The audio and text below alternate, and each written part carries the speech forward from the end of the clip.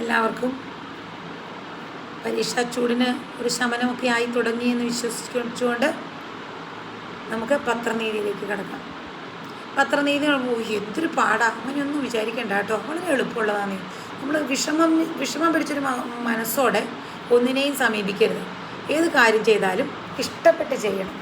നമ്മൾ ഇഷ്ടമില്ലാതെ ഒരു കാര്യം ചെയ്താൽ അത് എളുപ്പമുള്ള കാര്യമാണെങ്കിലും വിഷമമായിട്ട് നമുക്ക് തോന്നും. ഇഷ്ടപ്പെട്ട് ചെയ്യുക, അപ്പോൾ ഇഷ്ടപ്പെട്ട് ചെയ്യുക. ഏത് കഷ്ടപ്പാടിനെയും ഇഷ്ടപ്പെട്ട് ചെയ്യുമ്പോൾ വിജയം സുനിശ്ചിതം. പോവാം നമുക്ക് വിജയസൂക്തത്തിൻ്റെ സൂക്തവാക്യങ്ങളിലേക്ക്. നിങ്ങൾക്ക് വളരെ 100ൽ 100 കിട്ടാൻ പാകത്തിനുള്ള കുറച്ച് ക്വസ്റ്റ്യങ്ങളുമായി അതിൻ്റെ കാര്യങ്ങളുമായിട്ടാണ് ഇപ്പോൾ ഞാൻ എത്തിയിരിക്കുന്നത്. നമുക്ക് നോക്കാം. പാഠസംഗ്രഹം, അതായത് പത്രനീതി. ആരെഴുതിയത്? സുകുമാർ അഴീക്കോട്. സുകുമാർ അഴീക്കോടിനെ കുറിച്ച് നമുക്കറിയാം, നല്ല വിമർശകനാണല്ലേ. നല്ല വിമർശകനാണെങ്കിൽ പാഠഭാഗത്തെക്കുറിച്ച് അറിയില്ലെങ്കിൽ എന്താണെന്നുള്ള കറക്റ്റായിട്ട് അത് പറഞ്ഞിട്ടുണ്ടാകും. അപ്പോൾ നമുക്ക് നോക്കാം.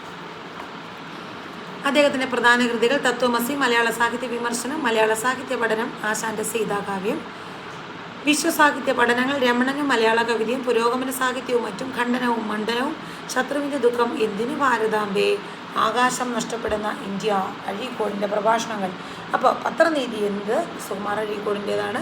അപ്പോൾ പാഠത്തിൻ്റെ സാരാംശം: പത്രങ്ങളെ പറ്റി ആളുകൾ നല്ലതേ പറയാറുള്ളൂ. ഏതു മനുഷ്യനും വാർത്ത അറിയണമെങ്കിൽ നമുക്ക് പത്രം വായിക്കണം, അല്ലേ?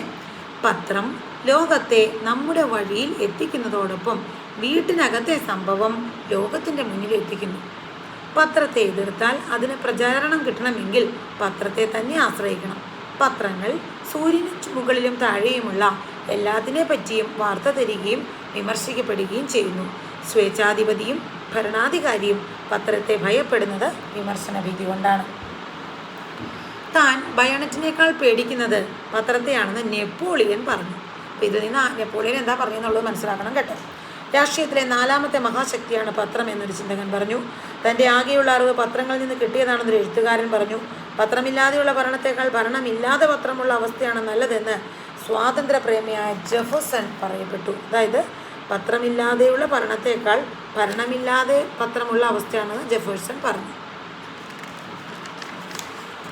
പ്രശംസിക്കപ്പെടേണ്ട പത്രം ഏതെന്ന് ഈ നിർവചനത്തിൻ്റെ സാരം: സത്യവും നീതിയും പുലർത്തുന്ന പത്രങ്ങളുടെ സാന്നിധ്യം സമൂഹത്തെ രക്ഷിക്കുന്നു. പത്രത്തിനൊരു ധർമ്മമുണ്ട്, അത് സത്യസന്ധമായിരിക്കണം എപ്പോഴും. ഓക്കെ. സാഹിത്യം വായിക്കപ്പെടുന്നില്ല, പത്രം വായിക്കാൻ കൊള്ളുകയുമില്ല എന്ന് വൈൽഡിലെ സാഹിത്യകാരൻ പ്രസ്താവിച്ചു. മൃഗങ്ങളുടെ മേൽ പരീക്ഷണം നടത്തുന്ന ശാസ്ത്രജ്ഞർ പത്രപ്രവർത്തകരുടെയും രാഷ്ട്രീയ പ്രവർത്തകരുടെയും മേൽ ശസ്ത്രക്രിയ നടത്തി പരീക്ഷിക്കട്ടെ എന്ന് ഇബ്സൺ പറഞ്ഞു. മറ്റൊരു എഴുത്തുകാരൻ പറഞ്ഞത്: പത്രം അസത്യമാണെന്ന് അറിഞ്ഞുകൊണ്ട് ഒരു കാര്യവും പറയുകയും അത് സത്യമായി തീരുമെന്ന വിചാരത്താൽ അക്കാര്യം ആവർത്തിച്ചു കൊണ്ടിരിക്കുകയും ചെയ്യുന്നു എന്നതാണ്. പരിഹാസ ചതുരനായ സാമുവൽ ബട്ട്ലർ പറഞ്ഞത്: പത്രങ്ങൾ ചെയ്യുന്ന ഏറ്റവും വലിയ സേവനം അച്ചടിച്ചത് കണ്ടാൽ അവിശ്വസിക്കാൻ ജനങ്ങളെ പഠിപ്പിക്കുന്നതാണെന്ന് പറയുന്നു. 19ാം നൂറ്റാണ്ടുകാരനായ ബട്ട്ലർ 20ാം നൂറ്റാണ്ടിൻ്റെ അവസാനം പത്രങ്ങൾ എത്തിച്ചേർന്ന അവസ്ഥാവിശേഷണം കണ്ടറിഞ്ഞ് വിളിച്ചു പറഞ്ഞത് എങ്ങനെയെന്ന് ചിന്തിച്ച ലേഖൻ വിസ്മയിക്കുന്നു. ധൂമപാനം പോലെ ഒരു ദുശീലമായി തീർന്നത് കൊണ്ടാണ് നാം പത്രം വായിക്കുന്നത്.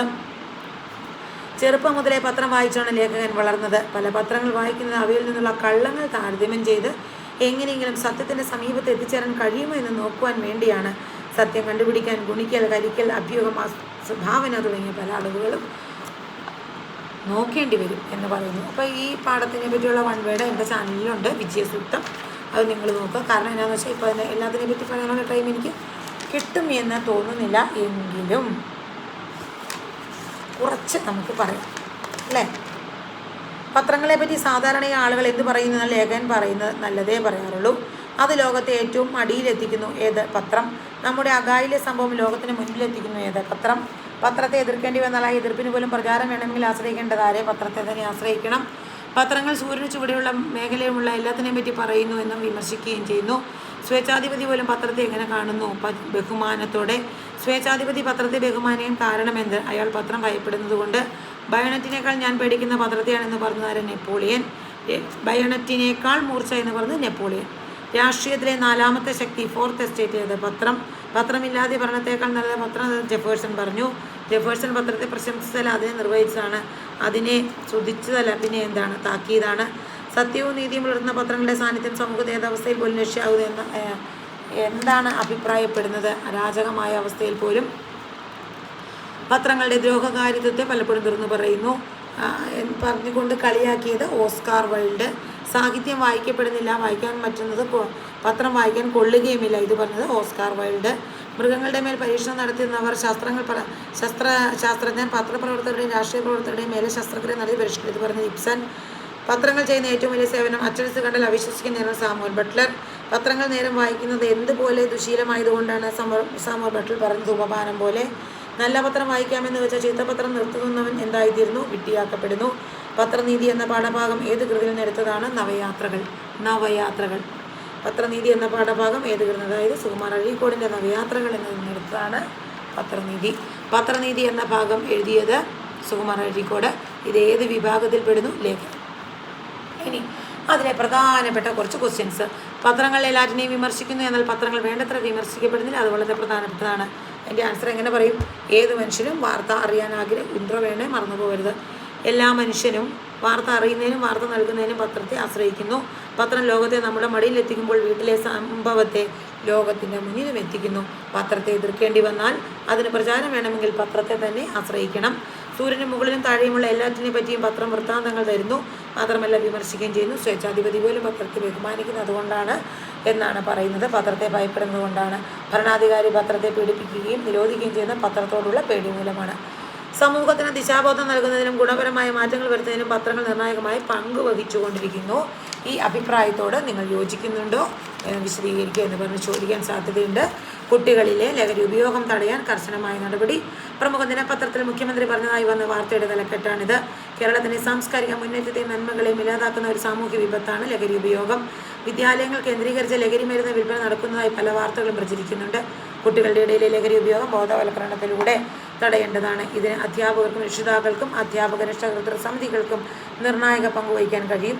കൗമാരക്കാർക്കിടയിൽ ആത്മഹത്യാ പ്രേരണകൾ ഉണ്ടാകുന്ന ലഹരി മൂലമാണ്. ലഹരി പദാർത്ഥങ്ങളുടെ ദൂഷ്യവശങ്ങൾ പാഠ്യവിഷയത്തിനും ഉൾപ്പെടുത്തേണ്ടതാണ്. കലാലയങ്ങൾ കേന്ദ്രീകരിച്ച് പോലീസ് നിരീക്ഷണം ശക്തമാക്കുന്നത് നല്ലതാണ്. അത് വായിച്ച് ഈ ആൻസർ ഒന്ന് വായിച്ച് നോക്കിയാൽ നല്ലതാണ്. പത്രധർമ്മം എന്ന വിഷയത്തിൽ പത്രധർമ്മം ആധുനിക കാലഘട്ടത്തിൽ അനേകം വാർത്താമാധ്യമങ്ങളുണ്ടെങ്കിലും കൂടുതൽ ആളുകളും ഇന്ന് പത്രത്തെ ആശ്രയിക്കുന്നു. മലയാളിയുടെ ശരാശരി മലയാളിയുടെ ദിവസം ആരംഭിക്കുന്നത് പത്രവായനയിലൂടെയാണ്. പത്രം വരുത്താത്ത വീടുകൾ വളരെ വിരളമാണ്. പത്രവായന ഇല്ലാത്ത ആൾക്കാർ വളരെ കുറവാണ്. പത്രവായന നമ്മുടെ ശീലമായി മാറിയിരിക്കുന്നു. ഉടമയുടെ നിർബന്ധത്തിന് വഴങ്ങിയോ കൂടുതൽ പണവും പ്രചാരവും മുന്നിൽ കണ്ടോ പത്രാധിപർ പ്രവർത്തിക്കാൻ പാടില്ല. ഒരു വ്യക്തിയോടോ പ്രസ്ഥാനത്തോടോ പക്ഷപാതമായി പ്രവർത്തിച്ചാൽ പത്രത്തിൻ്റെ നിലനിൽപ്പ് പരിമിതിയിലാവും. മനഃപൂർവ്വമായി ഒരു വ്യക്തിയോടുള്ള പക പോക്കുന്നതിന് വേണ്ടിയോ നശിപ്പിക്കുന്നതിന് വേണ്ടിയോ വാർത്തകൾ കൊടുക്കരുത്. പ്രസിദ്ധീകരിക്കുന്ന വാർത്തയുടെ നിജസ്ഥിതി പത്രാധിപർ അന്വേഷിച്ച് ഉറപ്പുവരുത്തുക. അതൊക്കെ പത്രധർമ്മം പാലിക്കേണ്ടതുണ്ട്. ഇനി ഒരു കക്ഷിയുടെയോ സംഘടനയുടെയോ പക്ഷം ചേർന്ന അഭിപ്രായം പ്രകടിപ്പിക്കരുത്. തർക്കങ്ങളുണ്ടാകുന്ന വിഷയങ്ങളിൽ സ്വന്തം അഭിപ്രായം തുറന്നു പറയാൻ പത്രാധിപർക്ക് ചങ്കൂറ്റം ഉണ്ടായിരിക്കണം. പുകഴ്ത്തേണ്ടവരെ പുകഴ്ത്താൻ അവസരം കിട്ടുമ്പോൾ പുകഴ്ത്തണം. ഒക്കെ നമ്മുടെ സമൂഹത്തിൽ പലതരം തിന്മകളും നിലനിൽക്കുന്നുണ്ട്. മോഷണം, ലഹരി മരുന്ന്, മായം ചേർപ്പ് തുടങ്ങിയ അതിനെതിരെ ശബ്ദിക്കാൻ പത്രങ്ങൾക്ക് കഴിയണം. നമ്മുടെ സഹായ ആവശ്യമായ ശ്രദ്ധ കൊടുക്കണം. ഇനി സർക്കാരിൻ്റെ ഉദ്യോഗസ്ഥരുടെയും പ്രവർത്തനങ്ങൾ പോരായ്മ ചൂണ്ടിക്കാണിക്കാം. പത്രത്തെപ്പറ്റി പ്രമുഖർ പറഞ്ഞിട്ടുള്ള അഭിപ്രായങ്ങൾ ഞാൻ പറഞ്ഞ ഇതൊക്കെ ചിന്തിക്കുക. പത്രങ്ങളെപ്പറ്റി ആളുകൾ നല്ല ചീത്തമായ അഭിപ്രായം പറയുന്നുണ്ട്. രാഷ്ട്രീയത്തിലെ 4ാമത്തെ മഹാശക്തിയാണ് പത്രം. ഇനി അതുപോലെ ഇബ്സൺ പറഞ്ഞത്, നെപ്പോളിയൻ പറഞ്ഞത്, ഇതെല്ലാം നമ്മൾ ഒന്ന് ക്രോഡീകരിച്ച് വെക്കണം. രാഷ്ട്രീയത്തിലെ 4ാമത്തെ മഹാശക്തിയാണ് പത്രം. ഇങ്ങനെ ചിന്തകൻ പറയുന്നു. രാഷ്ട്രീയക്കാരെ വളർത്തുന്നതിനും തളർത്തുന്നതിനും പത്രങ്ങൾക്ക് പ്രധാനമായ പങ്കുണ്ട്. സ്വാതന്ത്ര്യപ്രേമിയായ ജെഫേഴ്സൺ പത്രമില്ലാതെയുള്ള ഭരണത്തേക്കാൾ പത്രം താൻ ആഗ്രഹിക്കുന്നത് ഭരണമില്ലാതെ പത്രമുള്ള അവസ്ഥയാണെന്ന് പറയുന്നു. പത്രങ്ങളുടെ സാന്നിധ്യം സമൂഹത്തെ രക്ഷിക്കുന്നതായി പറയുന്നു. സാഹിത്യം വായിക്കപ്പെടുന്നില്ല, പത്രം വായിക്കാൻ കൊള്ളുകയില്ല എന്ന് പറയുന്നത് വൈൽഡിലെ സാഹിത്യകാരനാണ്. പത്രങ്ങൾ സൃഷ്ടിക്കുന്ന ഭക്ഷണത്തരങ്ങളെയാണ് സൂചിപ്പിക്കുന്നത്. മൃഗങ്ങളുടെ മേൽ പരീക്ഷണം നടത്തുന്നവർ പത്രപ്രവർത്തകരുടെയും രാഷ്ട്രീയ പ്രവർത്തകരുടെയും മേലെ ശസ്ത്രക്രിയ നടത്തി പരീക്ഷിക്കട്ടെ എന്ന് ഇബ്സൺ പറയുന്നു. ഇങ്ങനെയുള്ള പരിഹാസത്തിനായ സാമുവൽ ബട്ട്ലർ പറയുന്നത് വലിയ സേവനം, അതായത് അച്ചടിക്കുന്ന കണ്ട് അവിശ്വസിക്കാൻ ജനങ്ങളെ പത്രം പ്രേരിപ്പിക്കുന്നു എന്നതാണ്. പത്രങ്ങൾ സാധാരണ ജനങ്ങളുടെ ആത്മമിത്രവും വഴികാട്ടിയുമാണ്, തർക്കമില്ല. ഇത്രയും കാര്യങ്ങൾ പഠിക്കുക. എല്ലാവർക്കും നമസ്കാരം. നന്ദി. 100% എല്ലാവർക്കും ഉറപ്പ് പ്രതീക്ഷിക്കാം. 100% വിജയം എല്ലാവർക്കും ആശംസിച്ചുകൊണ്ട് നന്ദി.